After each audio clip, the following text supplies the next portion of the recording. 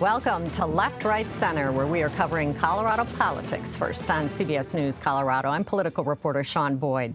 We begin with a look at what got done and what didn't get done at the Capitol this legislative session. Among the accomplishments, a slew of affordable housing measures, record funding for transit, property tax relief, an income tax cut, full funding of education, and $26 million in funding for youth mental health.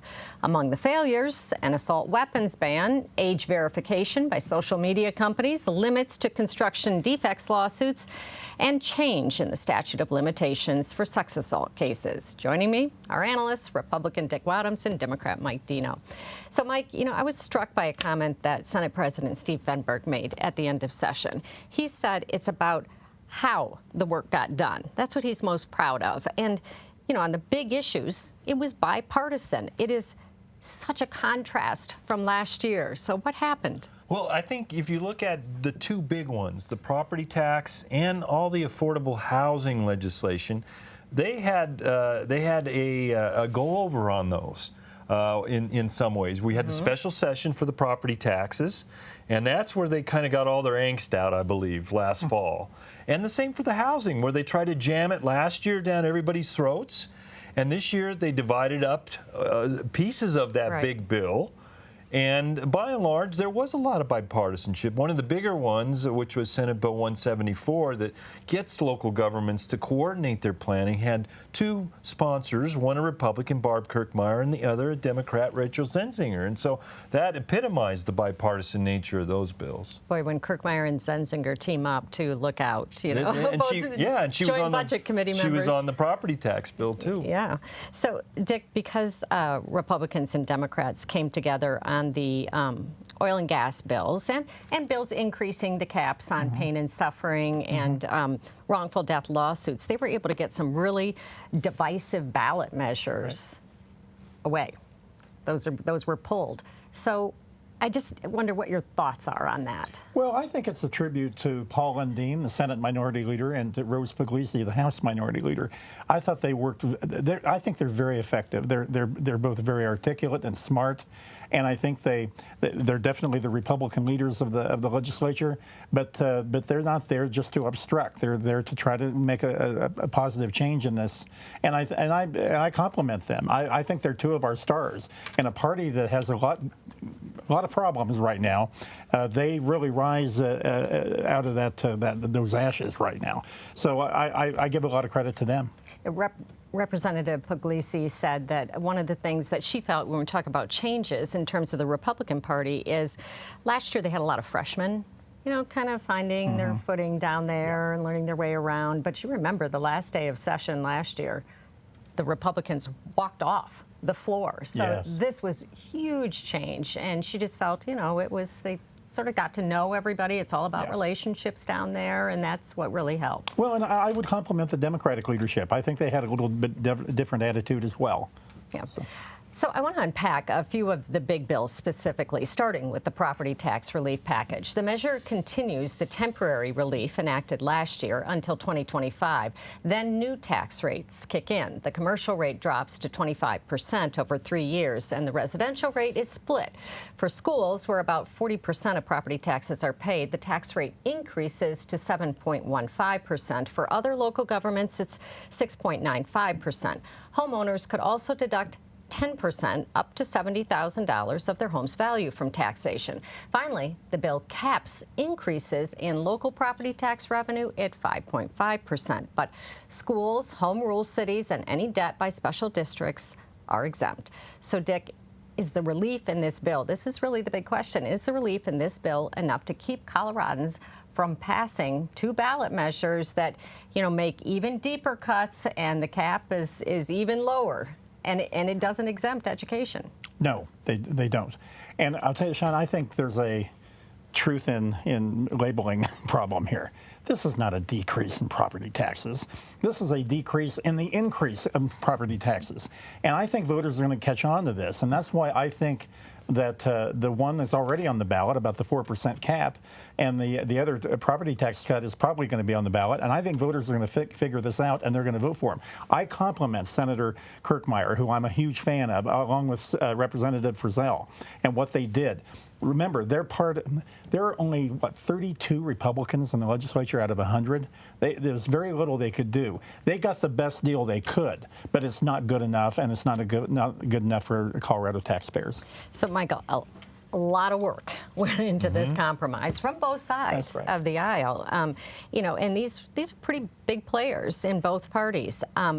They have all but declared war on these ballot measures at this point. So what can we expect between now and November in terms of the opposition? Who's it going to consist of, and who's going to fund this? Well, I think we do see some national interests that got involved in the opposition to Proposition HH, which lost so significantly by 20 points that was going to actually help us address property taxes without having to do it by the legislature. And you know, Dick's right. I mean, it's just slowing the increase in property taxes. So, $5 billion. Yeah, that's big. But you know, some people think, you know, they look at it, the average voter looks at it and think, well, I thought they were going to decrease them. And when you run a campaign that kind of gives you the impression that you will, I do think that's a plus. And so will we see opposition to that? That was the pro-HH. Those were education political action committees, some of the governor's supporters like Pat Stryker. Well, who we won't see is Colorado Concern, at least in the mix. Possibly, maybe they'll be pro on this because they kind of decided they weren't going to be involved in the state house deal. And that is huge. It's, I mean, you're talking really about big. a business group of CEOs. There's money there, and if they put money behind those ballot measures, that's going to be key. Yeah. They could pass them. Yeah, and one of their CEOs resigned, though, because the Colorado Concern didn't get behind. Right. So as I mentioned earlier, lawmakers passed a host of affordable housing bills, including measures prohibiting occupancy limits, giving people the right to build accessory dwelling units, requiring landlords have cause, like unpaid rent, before evicting someone, and incentivizing local governments to build more housing near transit corridors. There are also several tax credits for low and middle income housing. So, Mike, you work with local governments. Do they think these policies are going to make a big difference? I think they're pretty unsure right now. You know, the policies are carrots. They incentivize the local governments to look at how they can do better with affordable housing. One of the bills had a stick in it, and that was going to take away highway and road funding if they didn't cooperate. Well, they took that out of the bill. Yeah. And so I think local governments feel that they've got some tools to work with, some incentives to work with the state. The state will give priority to local governments that do cooperate in terms of grant funding. And so that's the carrot. A lot of it still remains. It's really hard at the local level to legislate affordable housing. You know, a lot of this stuff is marginal. One of the bills tells them to come up with a plan. Tell us what are your housing needs. Exactly. Identify them, submit them, and then we're going to help you if you do that. Yeah, right? that's Senate Bill 174. Yeah. You know, Dick, occupancy limits are especially controversial in the college towns like the Boulder and the Fort Collins, so I can certainly see this creating friction in some neighborhoods. Yes, and that's the trouble. First of all, the state of Colorado should keep its nose out of local decisions like this. I just really believe that. And second of all, isn't it interesting that affordable housing never occurs in the Polo Club in Denver, or the big expensive neighborhoods in Boulder, or down at Cherry Hills Farm in Arapahoe County? Isn't it amazing that it's only middle class neighborhoods that have to deal with this? And I think that's why there's going to be a backlash to some of this as it is implemented. Especially those occupancy limits. Yes, absolutely. Right. Absolutely. So, Mike, among the housing measures that failed are the bills dealing with construction defects, which is interesting because, you know, you had Republicans, Democrats, the governor all calling for this. So what happened?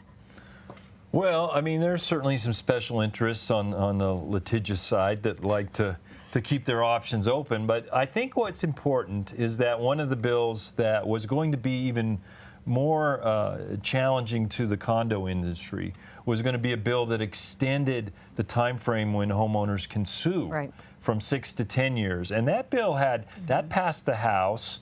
And it almost, I think it almost passed the Senate. It was a House bill, but it had a lot of momentum, and that was going to make things worse. So the bottom line is things weren't made better, but they weren't made worse. It's the best you can hope for, I guess, sometimes. That's a legislative compromise. Up next, what's a legislative session without a new fee? But lawmakers may have taken it too far this time. We'll talk about that when we come back. Welcome back to Left, Right, Center. In an effort to avoid going to voters for tax increases, lawmakers have increasingly turned to fees, especially when it comes to funding transit. This year, they passed a bill raising a fee on car and truck rentals to just over $5 a day to fund transit. An organization representing some of the biggest rental companies in the country is now considering suing, and there are two ballot measures that require A, fees be paid by people who directly benefit from them, and B, mass transit fees be voter approved and paid by people who live in the area served by the transit. So, Dick, given the legislature's, I call it fee frenzy, really, in recent years, you think these ballot measures will pass? Yes, I do. I think the public is finally onto this game. The Democrats thought they had this great ability to get around Tabor and pass tax increases by calling them fees. Well, I think the public's onto it, and I think the public will respond to these, and there will be a lot of money behind these measures, and I think they'll pass. Yeah, there will be, because this rental industry, I mean, we're talking Hertz and Enterprise and U-Haul, they're helping fund these ballot measures. So, Mike, the governor's office doesn't appear to be worried about the ballot measures. It sent me a statement calling the rental industry a special interest that already gets special tax breaks. Should it be more worried?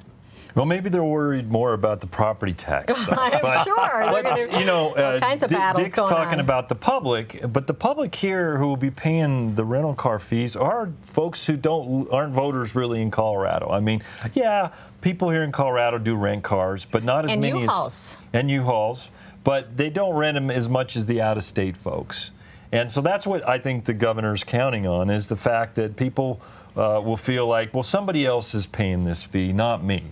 Except, well, they know that when they look at these ballot measures, which don't talk about who's got the fee, right? I mean, and you think about it. I mean, we have bag fees and, you know, that big transportation bill that passed that imposed all kinds of fees on Uber and Lyft and... Yeah, and then of course, we have the oil and gas fees that'll help fund transit funding. But I think the key here is you got to run a campaign.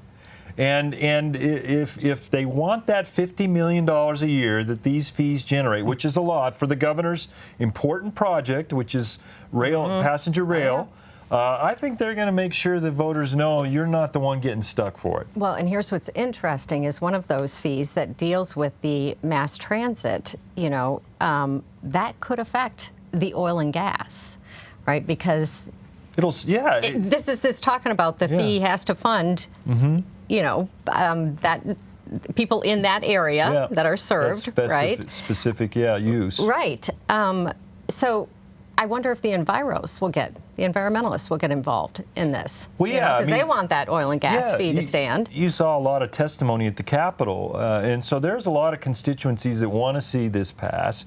Because if it doesn't, like you said, it could have a reaction for a lot of other fees that Dick's talked about that he feels people are tired of. I'm not so sure I'm tired of them yet.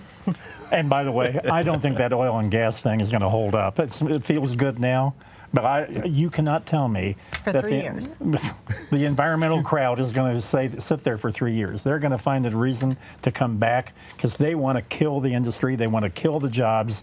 And I don't think that's going to hold up over 3 years. I just don't. The deal will definitely be off if these ballot measures pass and affect that oil and gas fee, and that oil and gas fee is null and void. Yeah, I wasn't aware of that one. In addition to property taxes, there were some other grand compromises this legislative session, largely prompted by the threat of ballot measures, including several pro and anti-oil and gas initiatives that proponents agreed to drop after lawmakers reached a compromise on the bills that set new emission standards and impose new fees on production.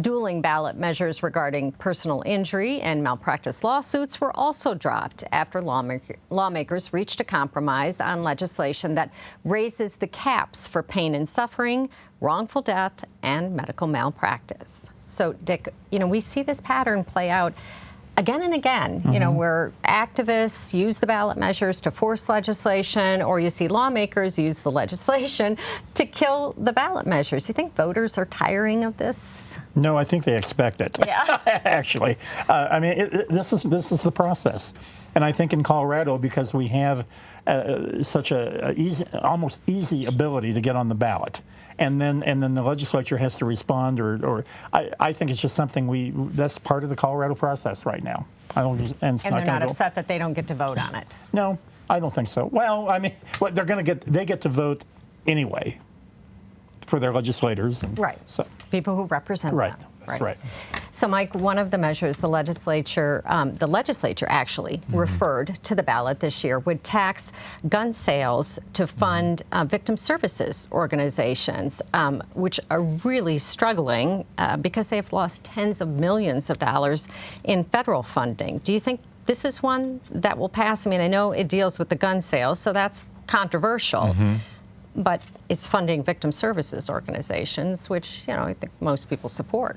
Yeah, and again, it'll come down to a campaign. I mean, certainly I do think gun advocates will put a lot of money behind not wanting it to pass. Oh, yeah. I mean, because it obviously attaches it to guns. And in my view, they may have the upper hand. I mean, advocate services are underfunded, and who's going to turn out for them? Who's going to actually fund a campaign like this? And as Dick pointed out, there's a lot of stuff on the ballot, too. It's going to be a long ballot. There's a lot of things that will have more attention to the voter than maybe this. But we'll see. I think they're in a challenging spot because the gun lobby will probably be better funded. Absolutely, but there are a lot of victims of crime in this state too. I mean, there are hundreds of organizations we're talking about here that help people. Across the board. MAD and. So that's a lot of people have had contact with those organizations and probably know they're struggling. Yeah. And a lot of people have guns, too.